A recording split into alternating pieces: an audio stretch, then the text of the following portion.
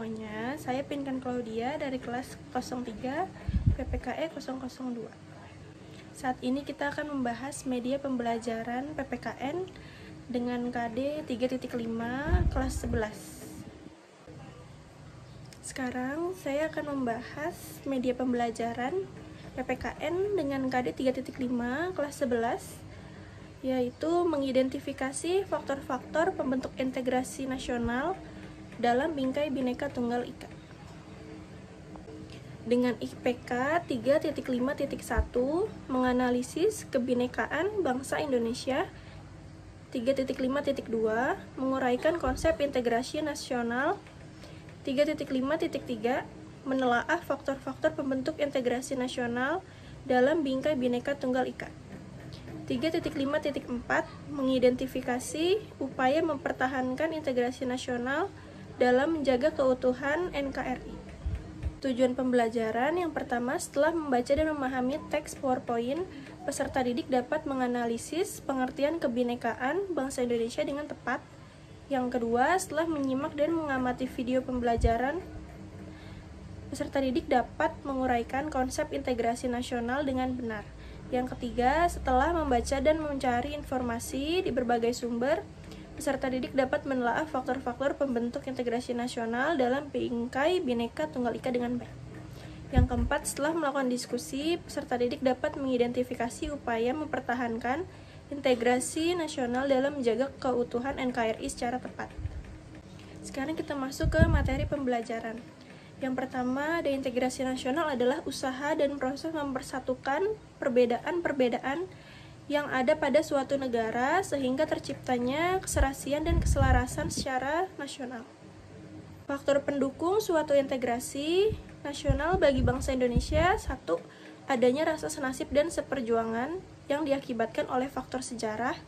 2. Adanya ideologi nasional yang tercermin dalam simbol negara, yaitu Garuda Pancasila dan semboyan Bhinneka Tunggal Ika.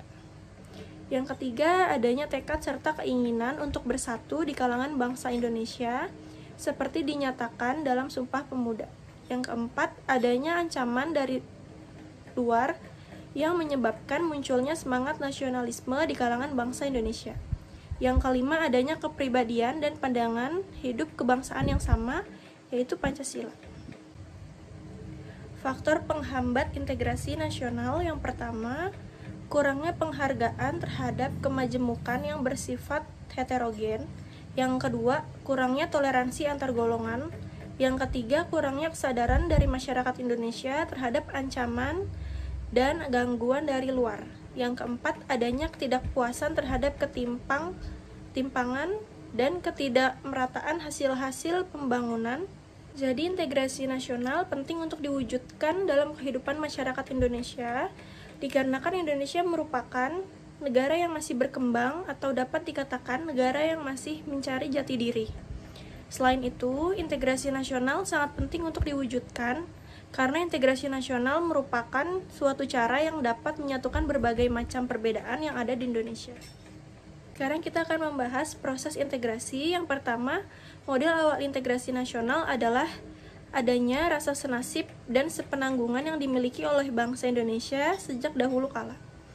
Meski perjuangan bangsa Indonesia dalam mengusir penjajah pada selang waktu sebelum abad 20 dengan ditandai adanya sifat kedaerahan, akan tetapi rasa senasib sepenanggungan yang ditunjukkan oleh para pejuang dan pendahulu kita telah tercermin adanya benih-benih, yakni semangat kebangsaan yang pada gilirannya kelak akan membentuk keutuhan bangsa Indonesia. Yang kedua, memasuki pada abad 20, gejala semangat kebangsaan semakin membara dan terlihat dengan munculnya berbagai organisasi atau pergerakan yang menjadi salah satu titik awal kebangkitan nasional. Perjuangan melalui berbagai organisasi seperti contohnya Budi Utomo, Serikat Dagang Islam, yang kemudian akhirnya menjadi Serikat Islam, Perhimpunan Indonesia, dan lain sebagainya, mencitrakan bahwa adanya integrasi sosial dan kultural. Yang ketiga, pada dekade 1920-an, para pemuda tampil di dalam panggung sejarah Indonesia dengan menyongsong tema persatuan dan kesatuan untuk menuju Indonesia yang merdeka. Melalui peristiwa Sumpah Pemuda pada 28 Oktober 1928, Para pemuda menunjukkan segala peran serta pembentukan integrasi nasional. Yang keempat, pasca proklamasi kemerdekaan, perjalanan bangsa Indonesia di dalam bernegara harus ditempuh dengan berbagai peristiwa. Berbagai cobaan yang mengguncang keutuhan bangsa juga dijalani. Ancaman dan bahaya terhadap suatu negara yang tengah membangun keutuhan bangsa harus bisa dihadapi. Lalu yang terakhir, ancaman bagi integrasi nasional tersebut datang dari luar maupun dari dalam negeri Indonesia sendiri, dalam berbagai dimensi kehidupan. Ancaman tersebut biasanya berupa ancaman militer dan non-militer. Baik, sekian media pembelajaran dari saya. Kurang lebihnya mohon maaf. Wassalamualaikum warahmatullahi wabarakatuh.